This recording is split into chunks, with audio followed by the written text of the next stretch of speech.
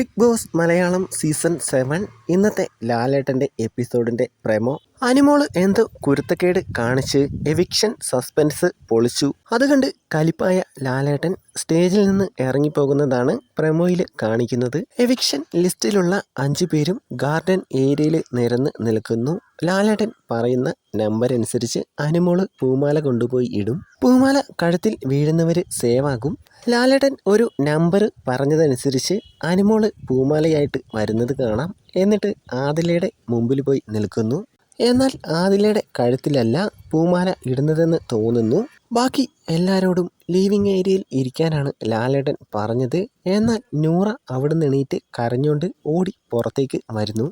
ആദില എവിക്റ്റഡായി എന്ന് വിചാരിച്ചാണ് നൂറ കരഞ്ഞുകൊണ്ട് വരുന്നത്. ആദില ഔട്ടായില്ല എന്ന് അനിമോള് നൂറയെ ആംഗ്യത്തിൽ കാണിക്കുന്നു. സസ്പെൻസ് പൊളിച്ചു. അതുകണ്ട് ലാലേട്ടന് നല്ല ദേഷ്യം വരുന്നുണ്ട്. എന്നാൽ നൂറയും അനിമോളും കൂടി ചെയ്യ്, ബാക്കി ആരും മത്സരിക്കാൻ വന്നവരല്ലേ എന്ന് ചോദിക്കുന്നുണ്ട്. അനിമോള് എന്ത് പണിയാണ് കാണിച്ചത്?